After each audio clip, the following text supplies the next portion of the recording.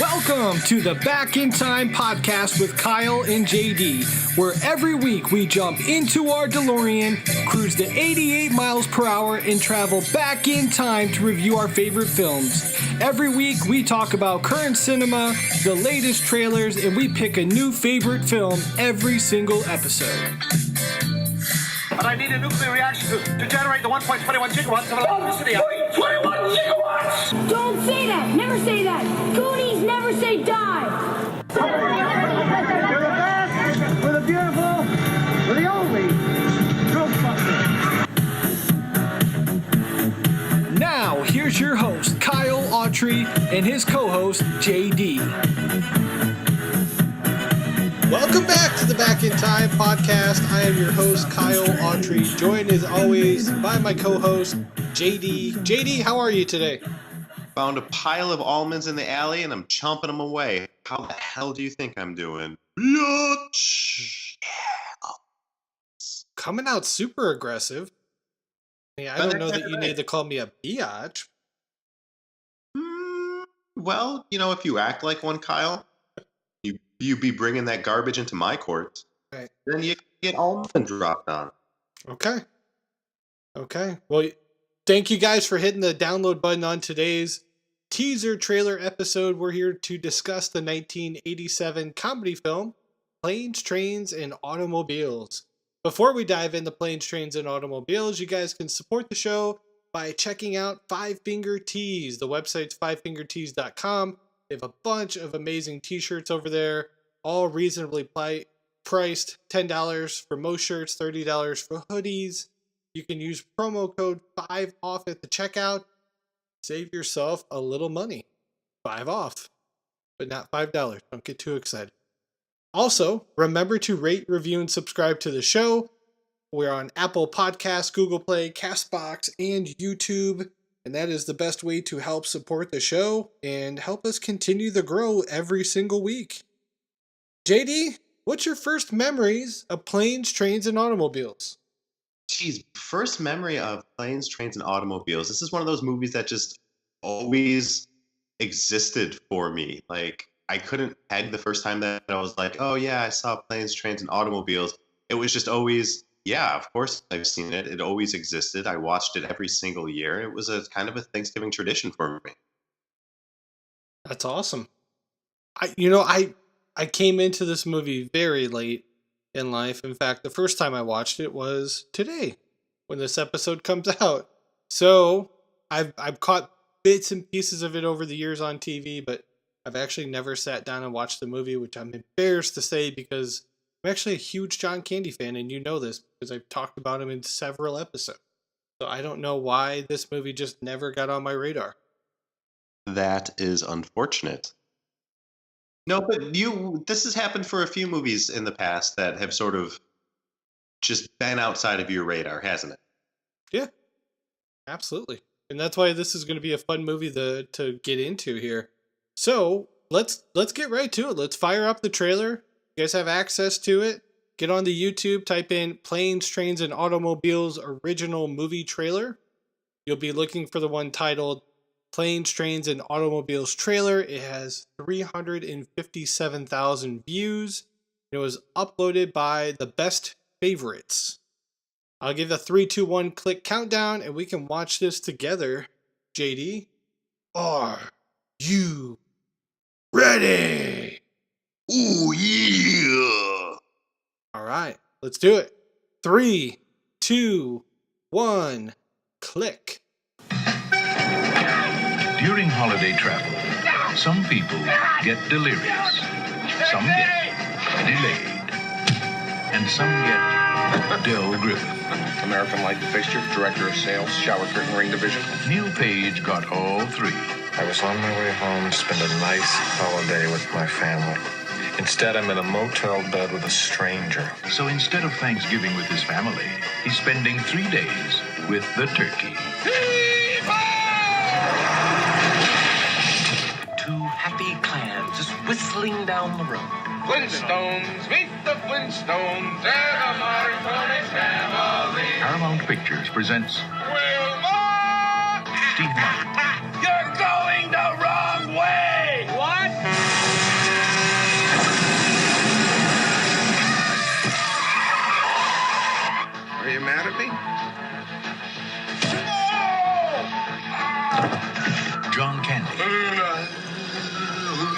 Why are you holding my hand? Where's your other hand? Between two pillows. Those aren't pillows. In a new film by John Hughes, planes, trains, and automobiles. See that Bears game last week? Yeah, hell of a game, hell of a game. All right, JD, start us off. What'd you think of the trailer here? At what point is our podcast going to just be dedicated to John Hughes? Because, yet again, what number is this of him being a movie that we're covering? I think it's only our second, actually. Is that true? This is only our second. Uncle Buck. I can't think of any other ones. I feel like we've done hundreds already. Okay. Yeah, I mean, I agree. We definitely need to have just a John Hughes episode for sure. But, first reactions to seeing this trailer, and I can't say that I've seen this trailer in its entirety, like as a teaser for the rest of the movie, but it's hilarious. There's so many comparisons that you can make between this and Tommy Boy right off the bat. Right. Which I hope, and, episode in our archives, I hope that there was a lot that Tommy Boy took from this movie in terms of the road trip mentality that it goes through. But Steve Martin has a comedy that is unparalleled, and John Candy just brings the fire, and you got your hand between two pillows. What does that mean?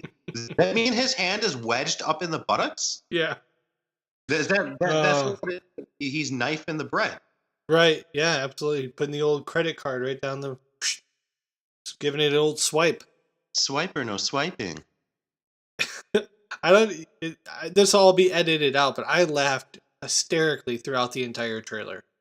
I'm so mad that I'm only watching this for the first time. Actually, you know what? I'm not, because maybe I wouldn't have got the humor when I was 5 years old. I'm just really excited. No, and you can, whether you cut that out or keep it in, but that's the beauty part of Back in Time podcast, is looking at movies at a different time during a different place of your life, and what you may have loved as a kid, you may hate as an adult. What you hate as a kid, you may love as an adult. And this is definitely a movie that I'm happy that you're reacting so positively to seeing as a grown-up. Absolutely. Well, let's talk about the box office numbers and see how the movie fared at the cinema. So, Planes, Trains, and Automobiles debuted November 25th, 1987. The film was distributed by Paramount with a runtime of 92 minutes and a production budget, which surprised me quite a bit, $30 million. Planes, Trains, and Automobiles opened number 3 at the box office in week 1, bringing in $7 million. In week 2, they moved up to the number 2 spot, bringing in another 5. The 10-day total, $17 million. JD, do you think the schoolyard effect was in play? I don't know. This is an interesting movie with an interesting cast that came out at an interesting time. I feel like a moderate boom happened, but I don't think it was an explosion. Okay. You'd be pretty much dead on there. So there was a schoolyard effect because they stayed in the top 10 for 7 weeks. Domestically, the film brought in $49,530,280. So they definitely recouped the budget, plus another $20 million. No international numbers on this movie, and it was the 21st highest grossing movie of 1987. I think that's pretty good by all standards. JD, final thoughts on the box office numbers? Yeah, those are great numbers, and I'm happy that it did so well, because again, it's an excellent movie, and I would almost say it's probably gained cult status over the years. Yeah, I would imagine. This would be... Wait till the photo drops on Twitter here when we put out the full episode. Might be our best, at least my best work on the Photoshop that we've ever done. Oh yeah, you need to enter this in the art contests. Absolutely. You remember that commercial that used to play, and it was like, "You can be an artist. Order now for your free art kit." Like, honestly, I'm tempted of making one little change. I may shave off my entire face tomorrow and just leave a mustache, and then edit that right in. So I'm the perfect John Candy. We'll see You what already happens. are the perfect John Candy. Are you saying I'm going to die of a heart attack? Yeah, well, if you're John Candy, I'm Steve Martin. Are you saying that I'm going to live a long life and be extremely successful? Come on, Shaw. And rich? Yeah, that sounds good. Wait, hold on. Wait this a is not second. working in my favor. I'm about to Jonah Hill up in here and shrink. Let's talk about the top 10 movies of the week for November 25th, 1987. Number one movie that week was Three Men and a Baby. Number two was the reissue of Cinderella. Number three, Planes, Trains, and Automobiles. Number four, Fatal Attraction. Number five, The Running Man. Number six, Nuts. Seven, Flowers in the Attic. Number eight, future episode. I know this is going to get you excited, JD. Teen Wolf 2, starring Jason Bateman. Number 9, Dirty Dancing. And number 10, Baby Boom. JD, what's the standouts in the top 10 and why is it Teen Wolf 2? Oh, you know for sure it's Teen Wolf 2. Obviously, The Running Man. But do you remember the Teen Wolf 2 story that we have in common? I don't. I feel like I should, but I have forgotten. So, and maybe you weren't there. I swear you were there for this, but we had a video session, which sounds so way more raunchy than it needs to be. A film session after football practice. I want to say during spring ball. Maybe it was my sophomore year, maybe junior year. I don't remember exactly, but and we swapped Harrison Brewer and I convinced Harrison to do this. We swapped the practice footage with a VHS copy of Teen Wolf 2 queued up to the magnificent montage scene at the end. Oh, that's amazing. And I so have completely forgotten that, but I would have had to have been there. I swear you were there. And so when the coach popped in the video to watch practice footage, it was Jason Bateman dancing around. And I thought it was excellent. I got yelled at, but, what can you do?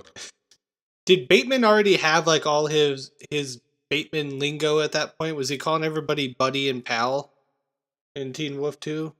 Gosh, I just probably haven't seen Teen Wolf 2 in a good 10 years, but I could only assume, yeah. He always reminds me of, like, your best friend's, like, dad. You know something, pal? Buddy? Can you put that down? Like, he has, like, his own lingo. I think he just rewrites all his lines. You do a script. Bateman there.